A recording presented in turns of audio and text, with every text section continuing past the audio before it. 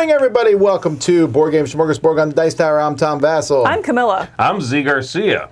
Alrighty, we Facts. have some news for you. We sure do. Actually, okay? while we're doing that, Me?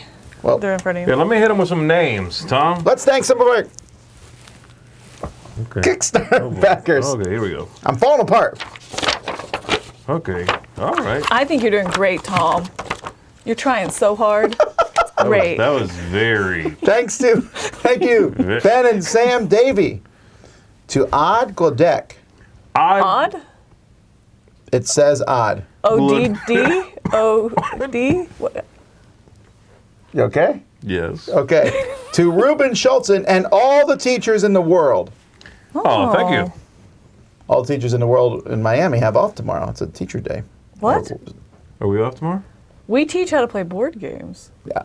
No. To Ryan, Haley, and Riley Campbell. To Trolls Mo Lundgren. To Jesse Cly. Gazelle Zeg and Boro Matt Bitterballen and Teotihuacan. This is my favorite part of the day. Wait, This is so say it great. again, Yeah, Tom. No. From I the said top. it once. I said it once. To Kyle Roth and to Glenn Jingleman. Glenn Jingleman, by day, mild-mannered tax expert. By night, Jingle Beast, bringer of What? goodies. All right, Dice Tower East is coming. Registration is opening up on Thursday, November 9th at noon Eastern Standard Time.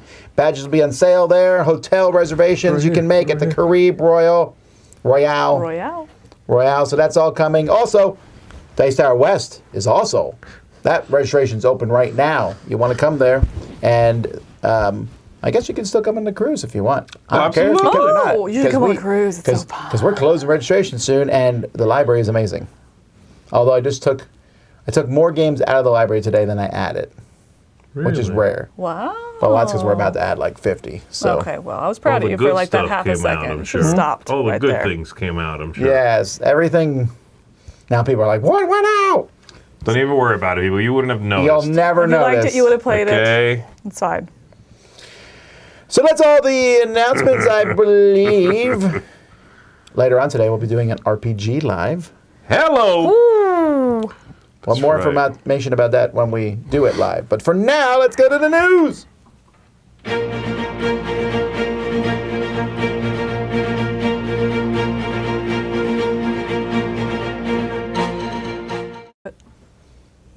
All right, we'll start with crime. Crime and punishment. Crime pays. So Tiny Epic Crimes, which I have not played yet, a whole pallet of it was apparently stolen. Yes, this is a year for pallets of things being stolen. Wow. Publisher Game One Games. So you can go read their latest update. There's many, many interesting things there. But basically, they saw some people selling the game in a place where the game had not yet been delivered to, and which was California. Right. And they were suspicious of it, and there were still 2,000 backers still waiting the game because they hadn't got it delivered to everybody. So they went and hunted it down, called the police multiple times, so they finally got police on the case, and they went in and they found a reseller. They didn't find, I guess, the guy who originally did it, but they were able to recover the pallet. The guy just like, here, have your pallet back. So. The palette and the games. I assume. Yes, and the games. Well, apparently, like, yeah. Kenny Well, be like, they I'm saw, keeping the somebody palette. told them, like, hey, did you guys see this post? Somebody's selling games. That picture there. Wholesale board game. Massacre prices. And above that pallet are the Tiny Epic Crimes and the expansion. And they were like, okay, that's weird. In California, okay, that's weird. Then they checked with their fulfillment. And apparently, fulfillment was like, yeah, everything's good. Oh, no, wait, there's a pallet missing in California. I think it was Oh my gosh. I think it was 2 or 3 pallets, actually. Yeah, it's like, Wow. okay, wait, hold on. You guys said this was, like, fulfilled. Like, you had checked all the boxes. So they had to, I guess, chase it all down. Yeah, it's kind of crazy to me. Yeah, the way they wrote that... How do you lose a whole pallet? I don't understand that. It feels like they lost it and hoped Game One wouldn't notice. That's what it felt like when Game One was like, oh, yeah, we're fine. Oh, you're missing pallets. Coincidentally, we found that we're missing some for you. I know. That's like yeah. so ironic too. Like just giving the game big deal docs. Like Yeah. That's- Somebody's I- kneecaps are about to explode. Like, I'm really glad they got their stuff back. Man. But that's Yeah, that's a good insane. ending. Yes. All pallets stolen this year have been recovered. That's true. So Wow. there's that. It's a good year for stolen pallets. All right, you might have heard of famous author Dan Hughes, co-host. No, Annabelle and the Sorcerer's Spoon. So this is a book he wrote, a kid's book that he wrote in the Cora Quest world. In fact, at the end of the book, there's like a whole scenario that you can use. But this book's available on Amazon right now, so you can check that out. I knew him back when he wasn't famous. Yeah, I know. He does look like an author, though. He does. He does. If you met him, I'd be like, A loner, sad, slightly overweight. okay, so our next piece of news is Photo Tour, which Oh my gosh. it's pretty. It's a very pretty. It's Wait, I about. feel like I've seen that cover before with different words. It does look a little like the Earth cover It in does, color composition. Yes. There's a lot going on there, though. Yeah, in this one you're going through. This is Photo Tour North America. You're going to be taking stunning photographs of beautiful places in the USA and Canada. So this is coming to retail May 1st. North America. Looks cool. I dig Tina it. Shev? Tina Shivs? Timashev Publishing. Tima. Okay. That's one of the last names of one of the designers. So, That's cool. all right. What do you do? Is it any details? Like, No. I'm super It's interested pretty. on this. Just I shut know. up and consume. I want Want to see something that's not pretty? Yes. The Rocky Horror Show party game is coming from University Oh, Games. yes. Kind of shocked this isn't a thing already. Let's do the time warp again. It's just a step to the left. All right. This is. You're assuming the roles of characters from the show, build alliances with other players in order to make it through the lab and escape Frankenfurter's castle. Mm-hmm. The game features quotes and song lyrics from the show and offers you the chance to do the time warp. Oh, I can't groan loud enough. Which is one of the few good songs. Anyway, all right, let's move on. Betrayal House on the Hill had a little werewolf expansion this year, and now there's another one coming. This I'm one is so excited. Yuletide Tale. Evil reigns in the Winter's Palace. There's two new characters, Jingle Claws and Elf. Elf. I love how those are the two characters. Yeah, So it's like the two extremes. lame. Right? Would you like to be Jingle What? Claws or That is Elf? so lame. Which one, Elf or both? Both. No, Jingle I Claws. don't mind the whole thing being like what? vaguely inspired by Christmas, but when you're like literally the characters are an elf and Santa Claus or whatever, that's too on the nose.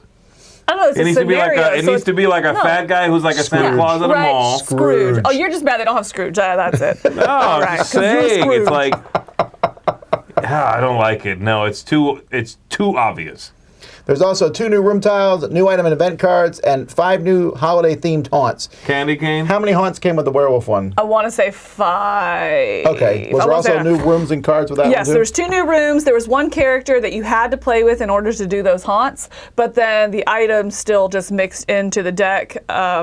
And then whenever they came up, it was still just a normal This is haunt great. you They play. should keep doing it's this. so great. I expect in February to see an Evil Cupid pack. Well, and the cool thing about it is you don't have to like take those tiles out. They're not exclusive to those scenarios. So you would just put the tiles in, the events in, those kind of things, and it's completely compatible. But then if you want to play the haunt, you just use that haunt card specifically to refer you to the haunt. So if you want to play Christmas, so you're not putting it in for Christmas, taking it back out. Putting it in for, because you want to play the Blood Moon and then taking it back out. It just stays as one game and you just choose your haunt bundle. Does I the do haunt like say the- you need to use this character at the top of it or something? So that was one of my complaints. It's like very, very little bitty printing on the very bottom, which is nice because it doesn't like hit you in the face, but it's bad because it doesn't like hit you in the face. So Make up your mind. no, I Do you want to be hit in the I face wanna or be in the not? face. No. I need to know if It's you want to good be hit because in it the doesn't face. like it doesn't like detract from the game and they look the same, but that you do have to remember yourself because it's very, very you can easily overlook it. All right, Renegade is re-releasing Axis and Allies Guadalcanal. Cool. Next, they're also coming out with an expansion for Robo Rally called Master Builder. This is another Stinking expansion. I think this is adorable. their 3rd expansion for this one. Cool. Yeah, I don't know. Robo Rally is one of the few games that the expansions. I'm pretty good with Robo Rally, right? You know. I agree. It's expansions. When it first came out, the first expansion added the player special abilities and stuff. I like that, but now that that's in the base game, I don't care anymore. It is just more factory things you have to memorize how they move. All right, this one looks cool from DeVere. Rock Hard 1977. So this is... Okay. Those are some low-riding jeans. Okay. Yeah. Actually, though, what's interesting about this game is it's designed by Jackie Fox, who's the bassist of the Runaways and a 4-time Jeopardy champion. Oh, I didn't know that. All right. Wait, who? Jackie Fox is a bassist and a trivia champ? Yeah. From the Runaways. What's the Runaways' big hit song? I don't know. Corey made me sing it on the podcast. Oh, Cherry Bomb. That's it. Yeah. Cherry. Yeah, I like that song. Yep. You mean Anyway. Chia? No, Cherry Bomb or something. I don't Guardians of know. the Galaxy. He sang it to me so that I could do it for the podcast, and I still don't know what the song is. Really? You don't know the song either? Uh-uh. Oh. As soon as I hear it, I'll probably be like, oh, that one, yeah. This is nice. You feel This is old? nice. No, that I know a song. Oh, you feel cultured. Usually I'm the one who doesn't know the songs. Oh. Okay. Anyhow. It goes, hello. Yes. Hello, Okay. mother. But I still don't get Okay, it. sure. Okay, I anyway. vaguely remember. The trivia, though, that he knows. It's Joan Jackie Jett's is. first band. Oh, interesting, Mike. See, Mike is like dying right now that he's not here to give us all the information about about this. That's Very true. But interesting. DeVere's games these days are on fire, right? They're really doing well. The games are popular. So I'm excited to see what they can do with a rock band. This is such an interesting release. Yeah? Okay. And I think we're seeing a lot of them because we just had the one from Connor's Inside Up games, the draft and That was about music, that one you is mean? about music as well, putting a band Was it together, going on designed by a tours. rock star? It wasn't, nor a Jeopardy champion. Oh, It's trash. I actually really like it. Just kidding. All right. It's a good game. Here we go. Let's talk about Yellow for, a long time I here. almost hit you. King of Tokyo starter game. You're excited about this? I am. I think this is super cute. No. No, it's not that I'm not excited about love it. It's just more that King of Tokyo. I don't know why this needs to exist. because Target. It's coming to Target. It's Tom. Target exclusive. It's a little bit more mass market with just the 4 characters. It's just a little bit more streamlined, made for mass market to put in Target. I applaud that. I would so much rather see this kind of stuff in Target being a bridge into the hobby rather than somebody who doesn't play games going in and picking up Jaws the Lion and being like, what is but happening? that's not what I'm saying here. I'm saying King of Tokyo exists. That already is in Target. It's not in No, Target. it's not. King of Tokyo, isn't it? No. It could be though. But it's not. And now So it why is there a is. new one that has to be in Target? I don't know. I'm just not as Because they impressed. cut back on No, this components. exists 100% so they can sell 4 more characters to people who want those characters. Yes, but Well, conveniently, also is it so in the that they news? can hit that Target price. Yes. They can't sell King of Tokyo for $29 or whatever. It's $26.50. Okay, Yeah, well, I 26? almost nailed it. I People- almost nailed it. Wait, okay? that's in euros. $487. But I mean, Okay, too, there we go. that cover is going to grab more people. That is more a mass market cover. I think that they can cater to the audience that they're trying to pull in there.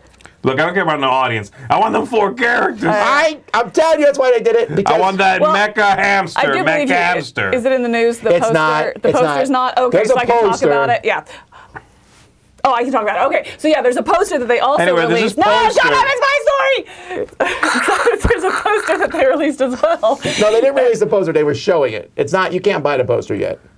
Oh, I thought, okay, they You told me can and I said that legally it was going to be. print it offline, Okay, though. there will be a poster of like all the characters. You can go through and actually collect them and check them off and things like That's- that. So I think that does strengthen your argument that it's for that. But I still think that they're doing a smart move here and making it target audience.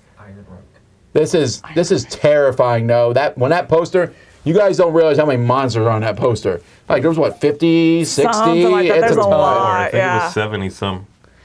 And then Yeah. you're gonna have to go hunt them down because some are only released in King of Tokyo's in localized countries of the world. Some of them are only available from the Dice Tower. You need to get them all.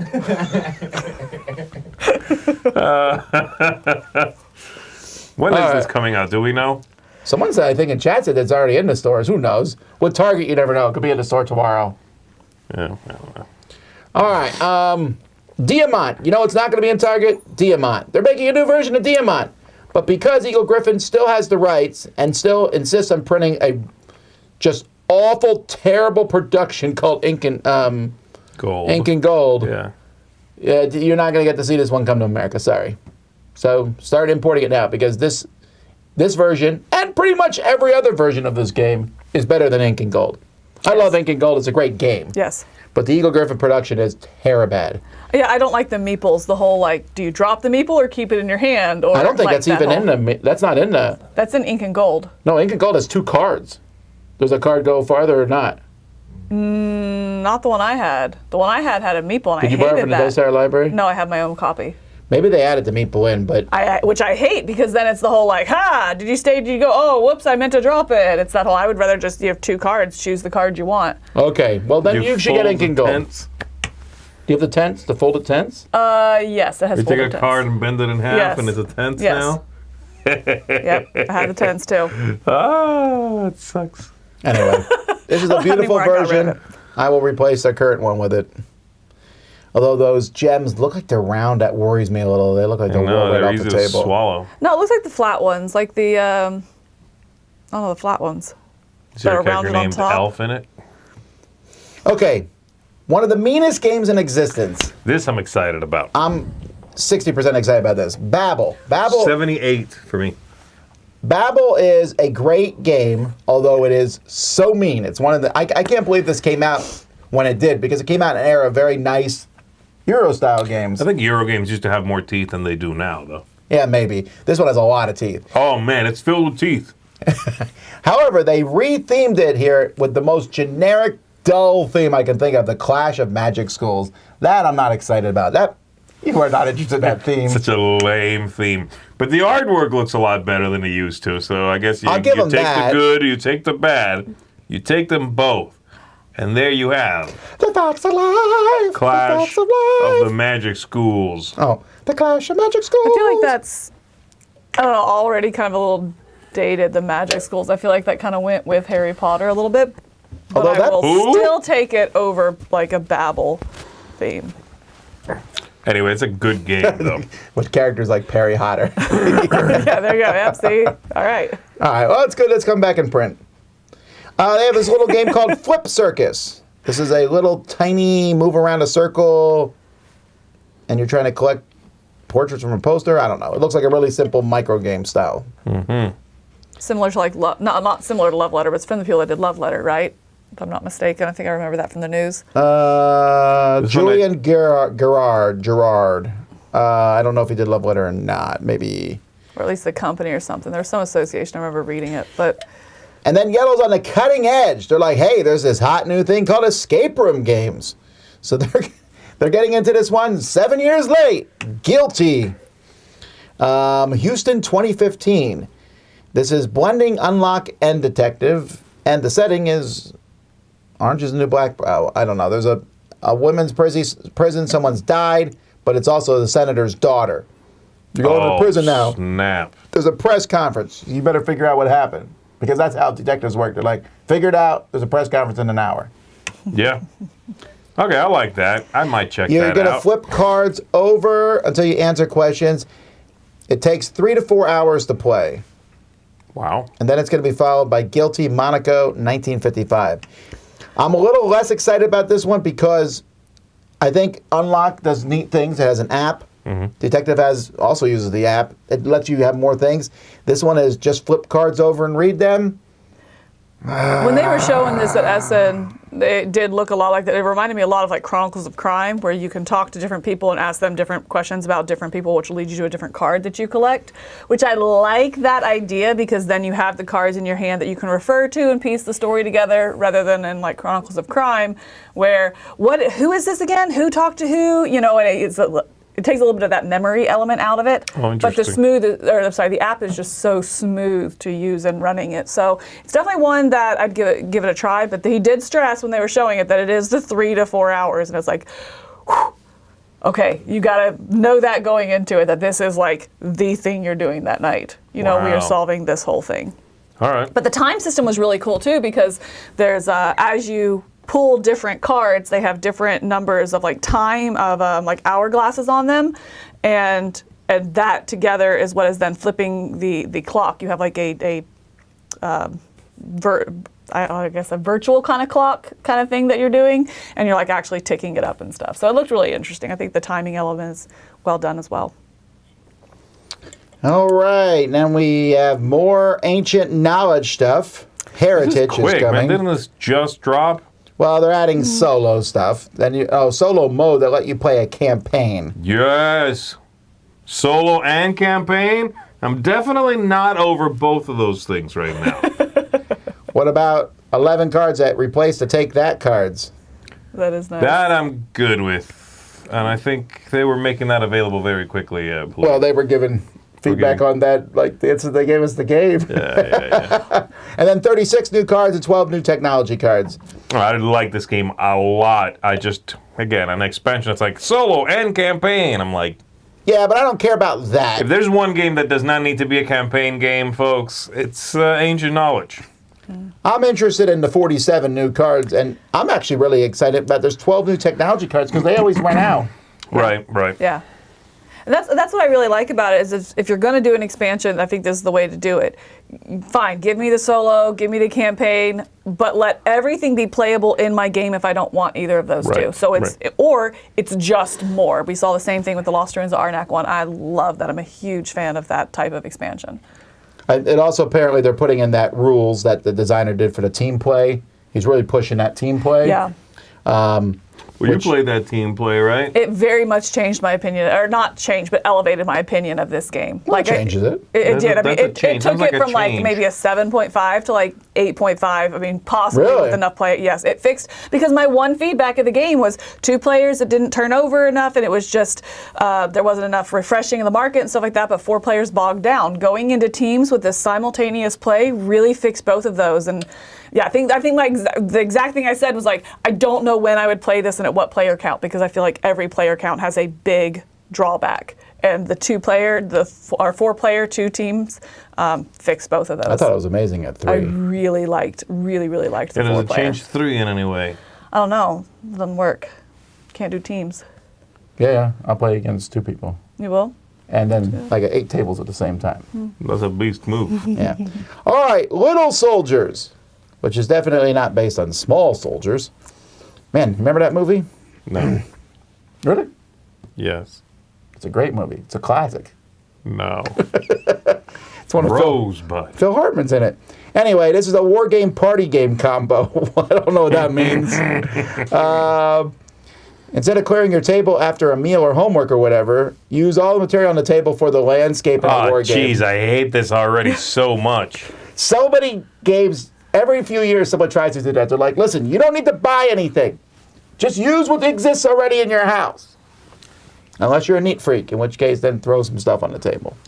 Yeah, it looked kind of like my first war game is what it looked like. It was really funny because when you went into the Yellows at Essen, when you went into their like display area, and it looked like someone just had lunch there, and like immediately I walked in and I was like I just like felt myself getting more and more anxious. I was like, are we not going to address this like madhouse that's happening on the table here? That this is like your employees just had lunch. Come to find out, they had left it out there on purpose, and then that's when they started showing the game, that kind of stuff. But I was like, I move around the apple core. I'm like, throw that away. Right, yeah. So Nuke the apple core.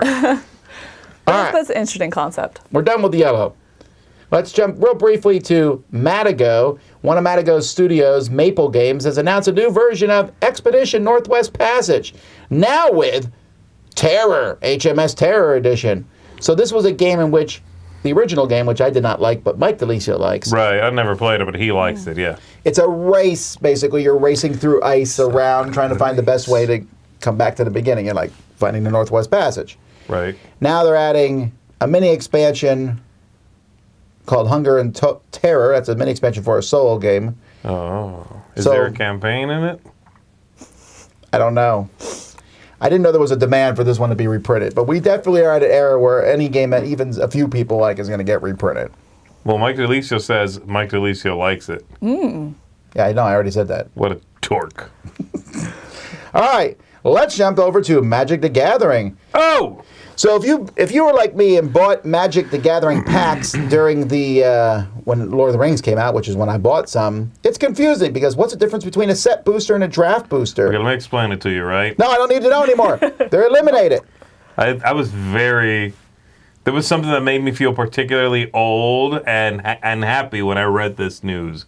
Because they were like, we've made this whole thing that was confusing. We're doing away with 2 different product lines for different reasons. We're just making boosters. And I'm like, you used to do that already.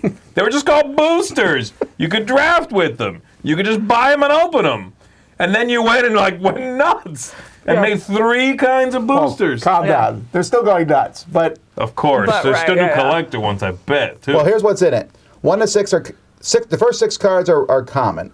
Garbage. 7 is common, or it comes from the list, which is a Garbage. card that's from a different set. So stupid.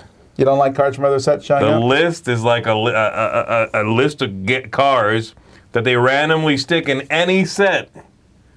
From now, like they print that. No, I don't like that. Just give me cards from the set I'm buying. 8 to 10 will be uncommon cards. 11 is a rare or mythic. 12 is a land. And 13 and 14 will be non-foil and foil wild cards. A wild card can also be a card from any previous set of any rarity. You can get triple mythics. You can also get another common. All right, anyway. I'm glad that they are doing this. I thought they had too many like booster products. But you're gladder about the next news, which Very is much gladder, Fallout Magic the Gathering. This I'm actually like legit excited about. Love So Fallout. right now they're doing Doctor Who, but Who? now they're going to, this is Universes Beyond, which is their way of sticking in every IP they want to. No, it really is. So it's Doctor Who. That's anything that is. I really based feel on like an they're IP. jumping the shark at this point by a mile. Doctor Who, Lord of the Rings makes sense thematically. Doctor Who did not. Fallout does not. Warhammer 40K did not. And there's just so many of these themes now. And it's still called magic. There literally is no magic or barely any magic in both Fallout and Warhammer. It's like on the fringes. I don't think there's really any magic in this yet. Yeah, no. Yeah, No, Fallout has mutants, I guess. I mean, That's not magic, that's Warhammer science. has, I guess, some magic. I don't know. Like there's Warlock. Who knows? But either way, it's just weird. But I know you like Fallout, so I know you're going to buy I this. really, really like Fallout. It's one of my favorite intellectual properties. I'll probably buy this. This one, though, is only Commander decks, I think. No, Oh, there's no. packs right there, man. Oh, there's boosters, too? Never mind. I didn't read the second sentence. Oh, I'm sorry. You're going to be broke. I'm already broke. Also, there's Pancakes. Oh, I'm gonna be even more broke. Like, where were you today, Z? At IHOP. Nowhere. What a terrible... This advertisement's awful. Awful. Wait, is this still magic? Yes. Yes. So apparently you can now go to. They're partnering with the International House of Pancakes. You can go eat some pancakes and unlock stuff for your games. I don't know. It's ridiculous. Who cares? What's this Vivian's Heroic Protein Pancakes? I can imagine... It's Like awful. you It's open really. like if you don't know anything about magic, I'd look at this and go, "What is this? What am I looking at? Those look like ordinary pancakes." Way to alienate everyone else in the world. Yeah. I don't even think magic people are going to be tempted by this. So weird. All right, but the biggest news is Magic and Marvel. So Marvel is coming to Magic the Gathering. Now, I didn't realize this was a real thing. I thought y'all were joking when you were talking about it. This is a real So thing. dumb. in 2025, Ooh. and they are talking about multiple sets. And I mean, they're going to milk this license because, well, it's an expensive license. Although not so expensive that many people are taking it. Anyway, these tentpole sets will build on the tradition of incorporating beloved fan favorite characters and elements from world-class brands into Magic the Gathering. Yeah, it's a tradition going back dozens of days. Anyway, with the depth that our storytelling and characters bring to the table, because if there's one thing about Magic, it's the storytelling, we can't wait for fans to see how the Marvel Universe translates seamlessly into gameplay. Yes, because when there's one way to get Iron Man on the table, it's by tapping 3 red and 2 blue. Or 2 islands and 3 mountains. That's how you summon Iron Man. I mean, don't get me wrong. I'm probably going to buy the Commander decks You're gonna for buy this. a lot of this. Don't even joke. You're gonna buy all of it. Can I buy it and dislike it at the same time? Of course, it's America.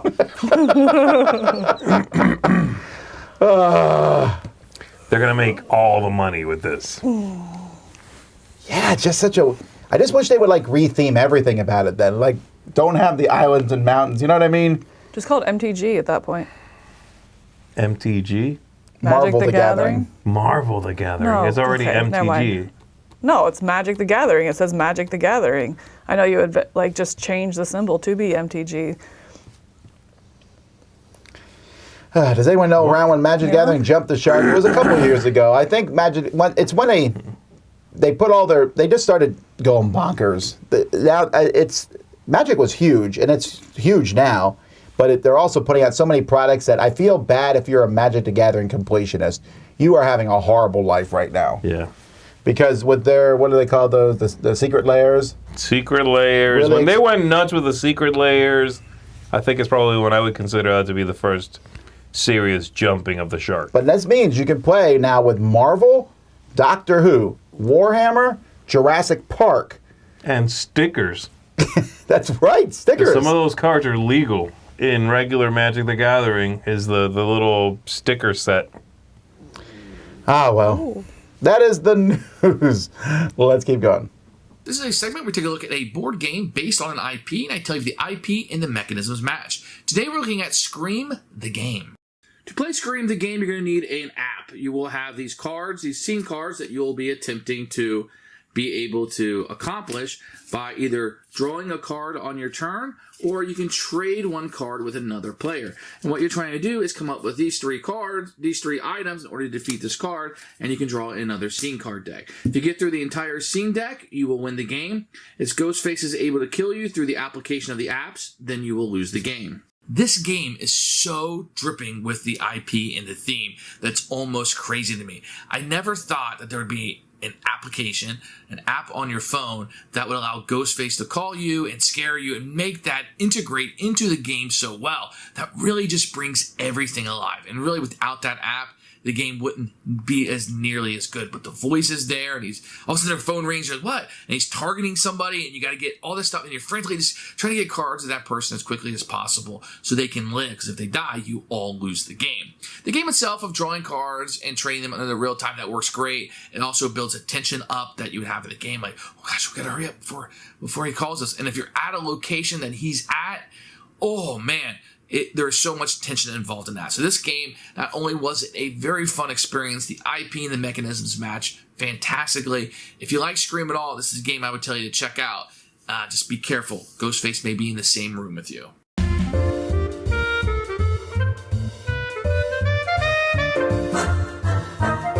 Oh, we had a chance to stay at the top 3 time. THYME. You missed your shot.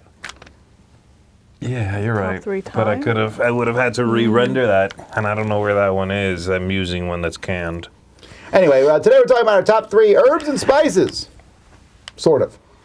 Oh, you said spices and seasonings. Well, spicing seasonings. Oh, okay. Well, herb is a seasoning usually. They Okay, can make be. sure seasonings count. If you I didn't did say top 3 seasonings, that's different. vegetables. Well, the reason I'm being more oblique on that is because people look at me that technically that's not a shut up.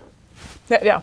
Well, I was saying done. like a seasoning, because the seasoning is like a mix of spices and stuff. So I just wanted to make sure that I was cool Yes, if I did that. sure. Yes. I just want to make sure. I did not we're say gonna so. get You're the cheap. problem.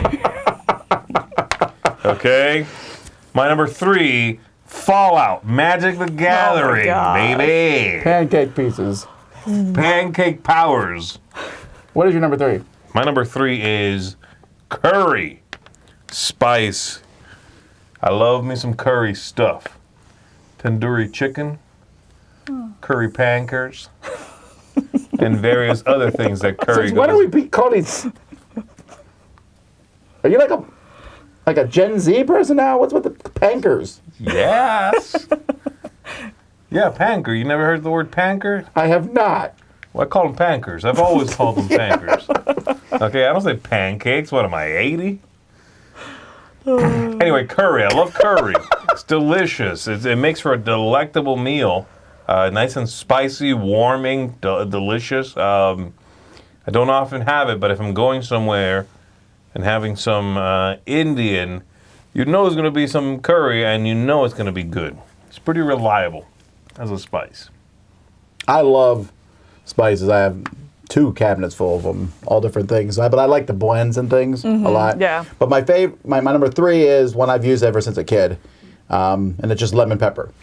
I love lemon pepper. It's a fantastic addition to almost any vegetable. Lemon pepper is great on. It's also great on pork chops.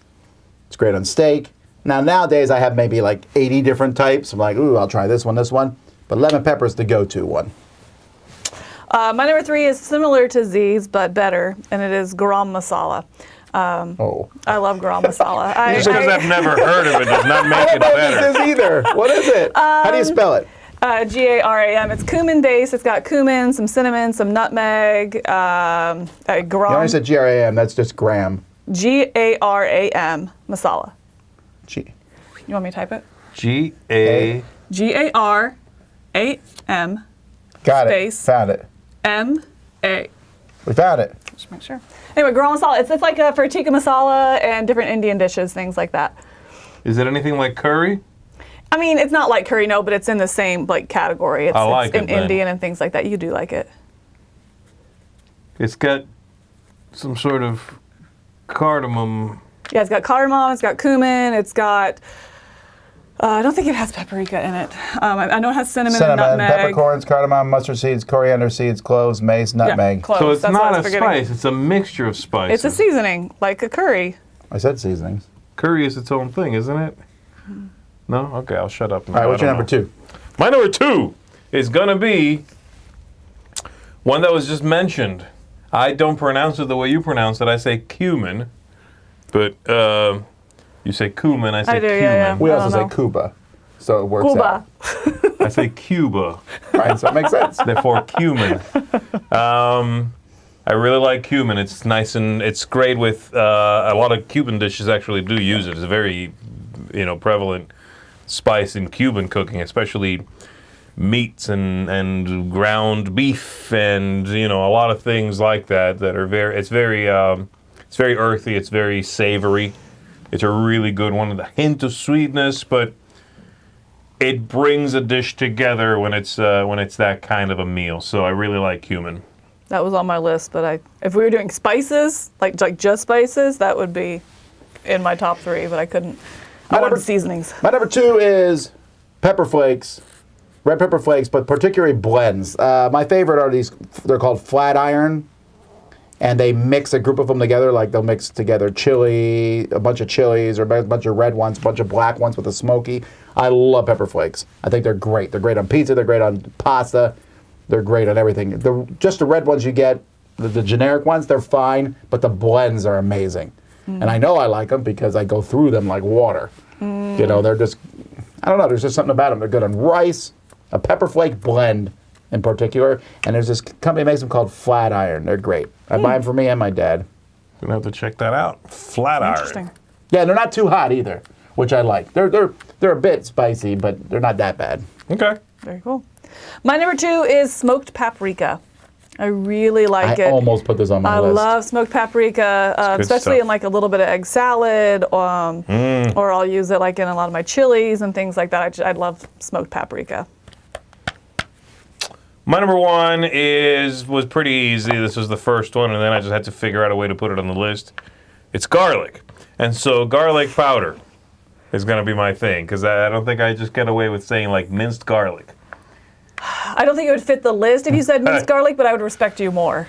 Okay. I mean, I want it to be minced garlic, needs to be but minced minced garlic, garlic yes. is like, wait, that's not really a shut up garlic powder. And then everybody's like, okay, yes, that's a spice. Garlic. I don't care what you do with it, how you chop it up or remove all the moisture and add it back in later. Do whatever you want with it. Garlic is amazing. It's my number 1. No question. Garlic, anything. I'll put garlic in those pancakes.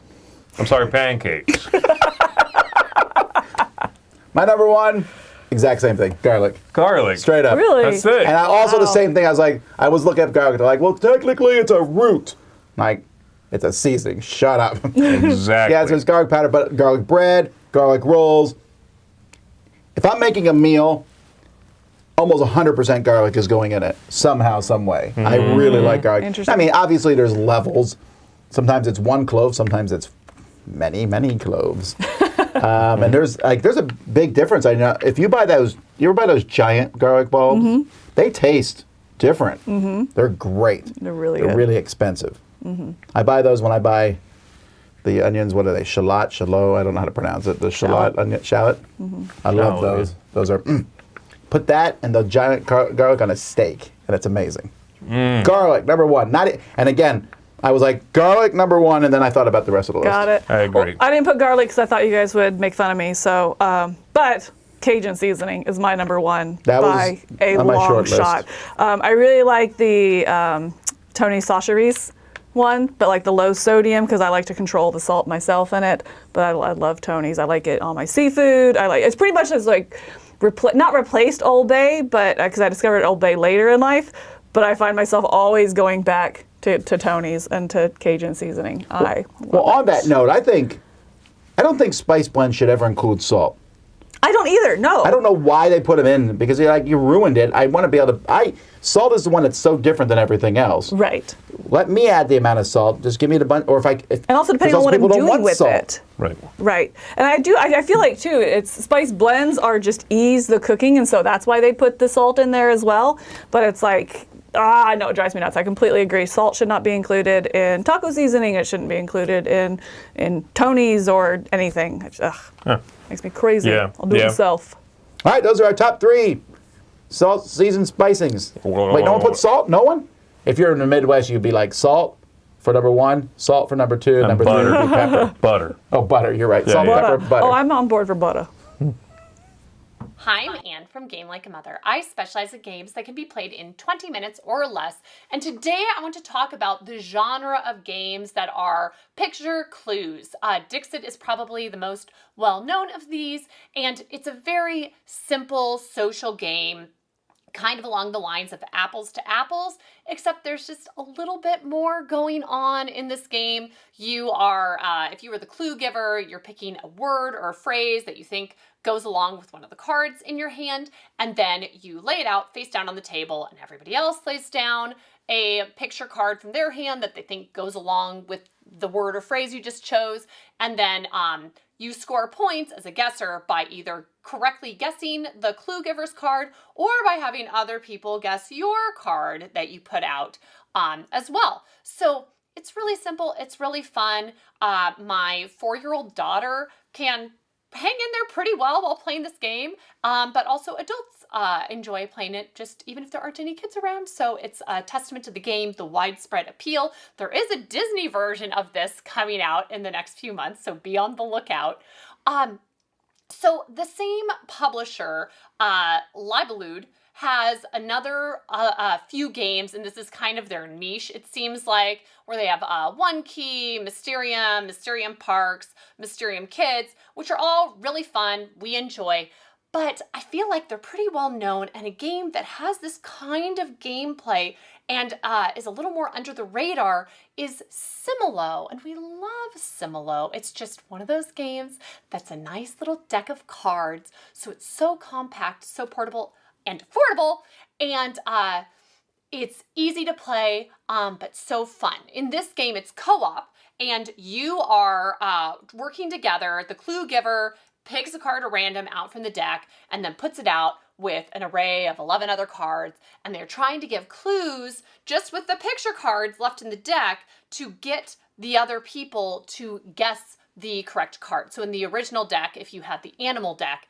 and you're trying to get them to guess the cat card, you might put, if you have like a squirrel card in your hand, you might put it up, vertical besides the stack of cards, and that means it's like the item you're trying to get them to guess, and they say, okay, small mammal, that means it maybe is kind of like this cat, or hedgehog, or whatever else is out there, and then they'd remove some of the other cards. Or they can put out like a snake sideways, which means it's not like the thing you're trying to get them to guess, and so then they might remove reptiles or amphibians because that is not like the cat or the small mammal, and you just try to go until you just have one card left. Well, what's great about this game is you still lose a fair amount of the time. It's tricky to give good clues. It seems like this would be a shoo-in for kids. It's difficult at first. And so what's nice is even if you lose, it's so quick to just, gather up all the cards, shuffle them really quick, pick out a new card, and start a new game. They also have where you can combine different decks. They have a bunch of different decks you can play with, and my kid's favorite is to combine the regular animals with wild animals. Is really fun, but they have other decks too. They have fables, myths, history, spookies. They even have Harry Potter. So just a nice range of decks to choose from. They all have descriptions on the sides of the cards, so this is great. It can be educational for kids, too. Spookies was fun. I got to explain what a banshee was, but they just read on the side of the card. It's part of Irish folklore, and so they're just really easy, nice range of play. Work well for kids, but also for adults. It's a nice, pleasant, mellow game to get out and play with a couple of people. It works well. It's very flexible how many people you play with. And I usually prefer physical copies of games, but this is published by Horrible Guild, and they do a really nice job with their app versions of games, and you can get the base version of this for $2 on their app, which is very nice. And it's nice to have a few app versions of games. It comes in handy. We have a big theme park trip planned in the next few weeks, and I'm very happy to have this available for us to play in long lines, and you can get a bunch of the expansions too, and they're all very cheap, affordable, and the app works well. So it's pretty fun. You should check it out. That's it for me. Thanks for tuning in. You can check out more of my content on my website or my YouTube channel. Thank you so much for having me on the show, and back to the folks in the studio.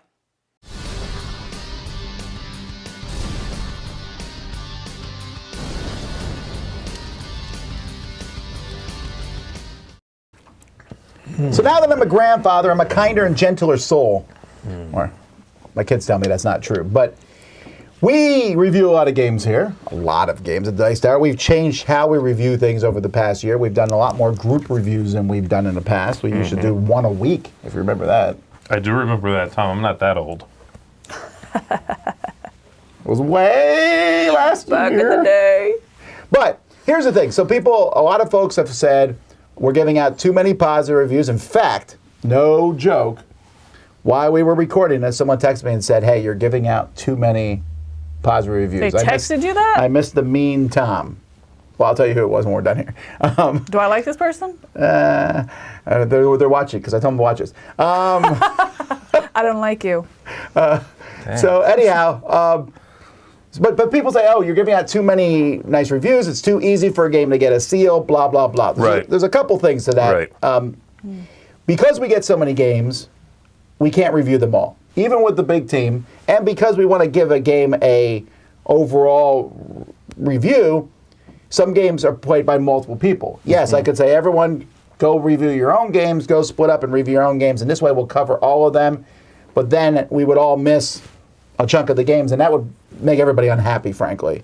Like, I'd be like, this is one of the best games of the year. You're like, well, I wish that one had been on my pile. But it can't be. So we have to have crossovers when we play these games. When we do crossovers for games, we will pick, there's two different kinds of games that happens on. If it's a big release, or if it's a game that people really like and are like, you should also try this.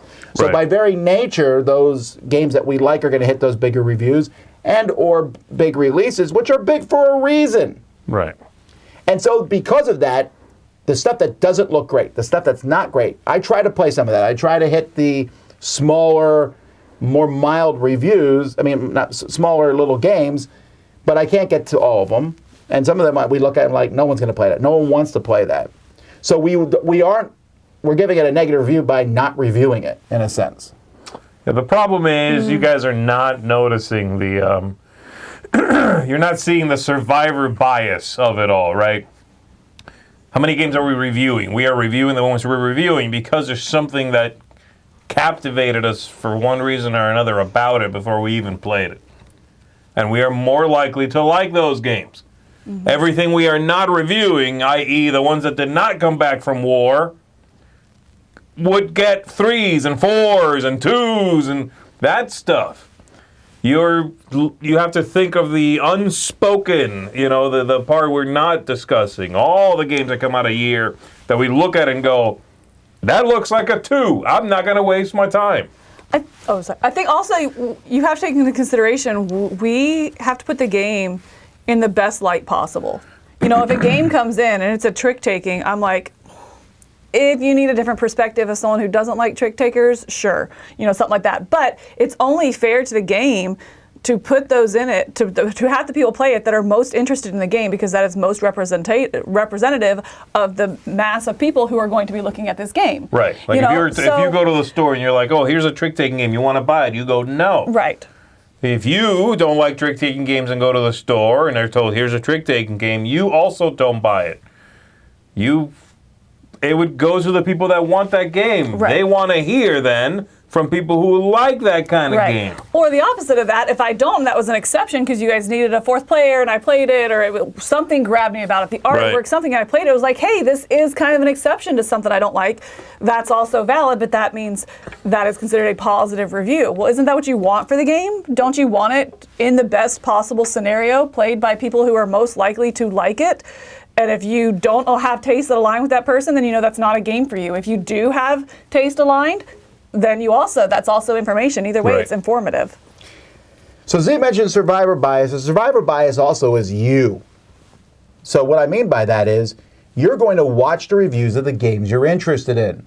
So by very definition, you're going to see more positive reviews. That's how that works. You're not watching every week. I do a roundup of 7 games at least. Sometimes last week I did 10, 2 groups of 5. Sometimes I do more, but somewhere around 6, 7 games. The vast majority of those are not positive reviews. Right. And I don't make them big, giant reviews because I don't feel like putting the effort into this game that I hate. Now, I still tend to be a little bit positive overall. Part of that is because I don't play every mass market game that comes out. I don't play every game in existence. If I played every game in existence, my average rating would be a 4. Right. But that's just insanity. My average rating is probably just underneath 7. I think you can look at Board Game Geek. I forget what my average rating is, but I think it's like 6.8 6.8 or something like that. I don't care. The vast majority of games that come out are decent. They're fun. They're good. Especially, again, the vast majority of games that you do not veto out the door. Right. Right. That's what we're saying, So when it comes to seals, and some people don't like this, they want there to be, and as we say this all the time, they want there to be an average. But we have always done this. Nothing has changed other than that you have more voices in a review.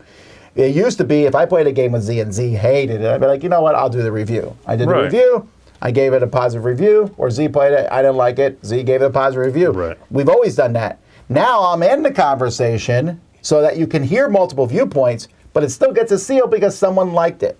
Yes. And it wouldn't make sense to do averages also because it's just those people that are in the reviews, like you're saying. Maybe I'm not part of the main review, but I cover it in a rapid fire roundup. Then do you also average me in? And if you guys, Tales to Amaze, for example, you guys all gave it 9.510. I'm getting ready to do it in a rapid fire roundup. It's not going to be that high.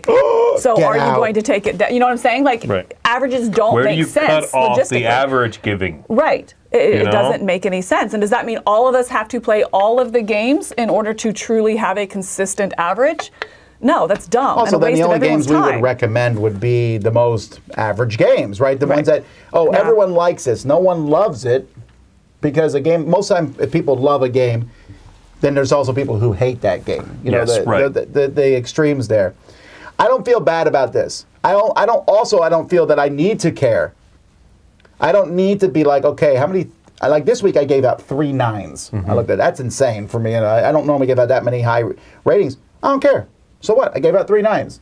If I don't need to give out 3 2s to counter that. Right. I don't need to be balanced. I'm still going to beat up on a game that I don't like. I think games have gotten better in general. The component for games are eons beyond what they were even a decade ago. Right. I think game design gets better. But yeah, there's a lot of trash out there, and we still point it out. But there's also a thing I think is trash and you think is great. Right, of course, yeah. So I don't apologize for this at all. We're going to keep reviewing you. All I could say is for 100% for sure, when we review, we're giving you our honest opinion on it. Straight up. I'm not like, wow, I don't want to say anything bad. If I don't like a game, we say that. If we do like it, we also say that. And we're giving you more information than we have in the past by including more people and giving you the scores. If you're bothered by so many seals, don't worry about them. The seal is really not for you. We're giving you numbers. The seal's like a quick hand to be like, seal of excellence. It's like a game that we generally view as like particularly good. It's kind of meaningless to you. You know what I mean? He's just like, they like this. So-and-so liked it, maybe, or, whatever it may be. Whoever you align with, look at them. It's really just ultimately more information, and you can parse that however you want to, or use whichever parts of it you'd like. Well, I feel like, too, a lot of people that have, I'm making an assumption here, but a lot of these complaints are probably coming from people that do just look at the seal. Oh, it's excellent. Dice Tower excellence? Great, it's excellent then. Oh, Dice Tower recommendation? Oh, it's okay then. Are the same kind of people that just go, oh, what are the scores? No, there's so much discussion behind those scores. Like, you have to know your own tastes and hopefully know ours, or if not know ours, at least listen to what we're saying during the discussion to make your own decision. Never should you see a seal and be like, ooh, shut up and sit down like that, I'm going to love it. You don't know that. Listen to the discussion, learn your own taste and enjoy that experience of honing in on it and make your own recommendation, your own excellence. Make your own seal. There you go. This is why for years I resisted putting scores and reviews to begin with, because I knew that people just wanted to know the numbers. Yeah. I like numbers. They help kind of quantify things a little bit, but they're not perfect. And I know they're not perfect because sometimes I'll give a game a number in a review, and then when I do week in review, I change it by like half a point. And people are like, ha ha ha! I'm like, well, I like the game. It doesn't really matter if it's 7.5 or 8, right? Right. It's not that big of a deal. Yeah. And so I'm not worried about, there's people out there cynically like, we're trying to give out more seals. I don't care. I mean, I shouldn't say I don't care. I like that companies use them. But like Camilla said, if you walk in a store and look at a seal and say, all right, well, buy the game based on this seal, and you're like, Tom, you just ruined that gamer's life because you gave that game a seal, it didn't deserve it. But I liked it, first of all. So why would I be upset that they bought it? And secondly, that person's not very smart if they're just buying it based on the seal. So what difference does it make? We shouldn't have a single data point. You should never buy or do anything based on, oh, that restaurant, 8 out of 10. All right, let's go.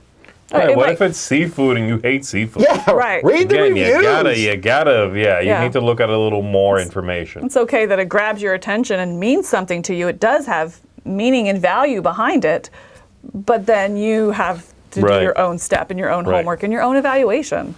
And you would also never think we were as overly positive if you see the feedback we get from publishers and stuff.